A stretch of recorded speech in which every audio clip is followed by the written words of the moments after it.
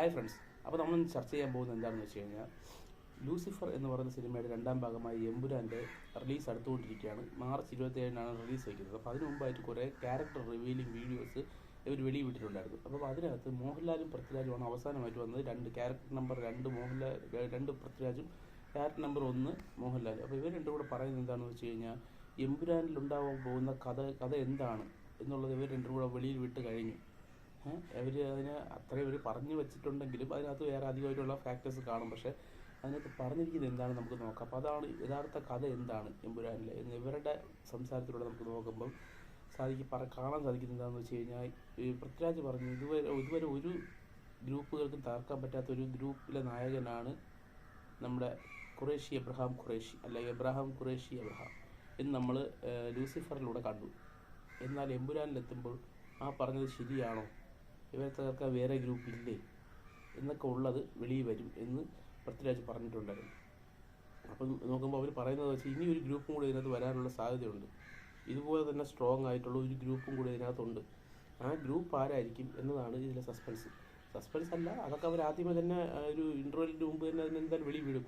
പക്ഷെ അത് നമ്മളിലോട്ട് എത്തിക്കുന്നില്ല എന്നാണ് മനസ്സിലായത്. എന്നുവെച്ചാൽ നമ്മൾ അത് മനസ്സിലാക്കാൻ പാടില്ല. കാരണം നമ്മൾ അവിടെ ചെന്നിട്ട് സർപ്രൈസിങ് ആവേണ്ട കുറേ ഫാക്ടേഴ്സ് ഇതിനകത്ത് ഒളിപ്പിച്ച് വെച്ചിട്ടുണ്ട്. പിന്നെ പറയുന്നത് എന്താണെന്ന് വെച്ച് കഴിഞ്ഞാൽ ഇതിനകത്ത് കൂടുതലായിട്ടും പൃഥ്വിരാജിൻ്റെ സ്റ്റോറിക്ക് കൂടുതൽ പ്രാധാന്യം കൊടുക്കാനുള്ള സാധ്യതയുണ്ട്. കാരണം പൃഥ്വിരാജ് ഇവർ രണ്ടുപേരും എങ്ങനെ ഒരുമിച്ചു, പൃഥ്വിരാജിൻ്റെ ലോകം എന്താണ് എന്നൊക്കെ ഇതിലൂടെ കാണിച്ചു തരും എന്നാണ് പൃഥ്വിരാജ് ഇതിലൂടെ പറഞ്ഞത്. എന്ന് പറഞ്ഞു കഴിഞ്ഞാൽ ഇതിനകത്ത് നേരത്തെ നമ്മൾ ഒരു പടനായകനെയാണ് കണ്ടത്. ലൂസിഫറിൽ നമ്മൾ കണ്ടത് സ്റ്റീഫൻ നെടുമ്പള്ളിക്ക് വേണ്ടി യുദ്ധം ചെയ്യാൻ വേണ്ടി നിൽക്കുന്ന ഒരു പടയാളിയായിട്ടാണ് ഇതിനകത്തുള്ള സെയ്ദ് എന്നെ കണ്ടതെങ്കിൽ ഇനി സെയ്ദിൻ്റെ ലോകം എന്താണ്, സെയ്ദ് എങ്ങനെയാണ് ഈ ഗ്രൂപ്പിലെത്തിയത്, അല്ലെങ്കിൽ ഈ ഗ്രൂപ്പിലോട്ട് എങ്ങനെയാണ് എബ്രഹാം ഖുറേഷി എത്തിയത്, എന്താണ് ഈ ഗ്രൂപ്പിൻ്റെ ലക്ഷ്യം, അല്ലെങ്കിൽ ഈ ഗ്രൂപ്പിൻ്റെ എതിരാളികൾ ആരൊക്കെയാണ് എന്നൊക്കെയാണ് നമ്മൾ ഇതിലൂടെ കാണാൻ പോകുന്നത് എന്നാണ് അവർ പറഞ്ഞത്.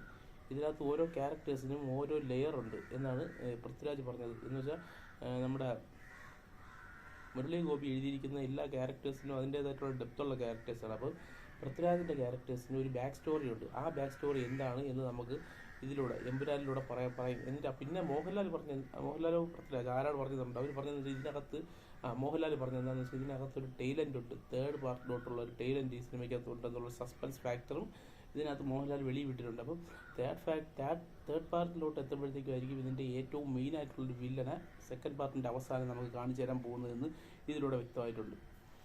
അപ്പം ഇവർ പറയുന്നതെല്ലാം വെച്ച് നോക്കുമ്പോൾ ഈ സിനിമയെന്ന് പറയുന്നത് മലയാളത്തിലല്ല, ഏകദേശം നമുക്ക് സൗത്ത് ഇന്ത്യൻ സിനിമകളിൽ ഏറ്റവും കൂടുതൽ നമ്മൾ ത്രില്ലിംഗ് ആവാൻ പോകുന്നൊരു സിനിമയായിരിക്കുമെന്ന് നമുക്ക് ഇവരുടെ സംസാരത്തിൽ നിന്ന് തെളിവായിട്ടുണ്ട്. പിന്നെ വേറൊരു കാര്യം എന്താണെന്ന് വെച്ച് കഴിഞ്ഞാൽ ഈ സിനിമയായിരിക്കും ചിലപ്പോൾ ഏറ്റവും കൂടുതൽ ടെക്നിക്കലി പെർഫെക്റ്റ് ആയിട്ട് വരാൻ സാധ്യതയുള്ള ഒരു സൗത്ത് ഇന്ത്യൻ സിനിമ എന്ന് നമുക്ക് പറയാം. കാരണം എന്താണെന്ന് വെച്ചാൽ നമ്മൾ കുറേ സിനിമകൾ കണ്ടിട്ടുണ്ട്. രജനീകാന്തിൻ്റെ വിജയരേഖ സിനിമകൾ 300 കോടി 350 കോടിയൊക്കെ സിനിമകൾ നമ്മൾ കണ്ടിട്ടുണ്ട്. പക്ഷേ അതിനകത്തൊക്കെ പകുതി കൂടുതൽ ഇവരെ സാലറി ആയിട്ടാണ് പോകുന്നത്. പകുതി കൂടുതലല്ല, ഒരു 80% ഇവരെ സാലറി ആയിട്ടാണ് പോകുന്നത്. ബാക്കി 20% വെച്ചിട്ടാണ് അതിൻ്റെ പടം പിടിച്ചിട്ടുള്ളത്. പക്ഷേ ഇതിനകത്ത് അങ്ങനെയല്ല. ഇതിനകത്ത് 20% സാലറി പോകുള്ളൂ. ബാക്കിയുള്ളതെല്ലാം ഈ സിനിമയ്ക്ക് വേണ്ടിയായിരിക്കും അവർ ഇൻവെസ്റ്റ് ചെയ്തിട്ടുള്ളത്.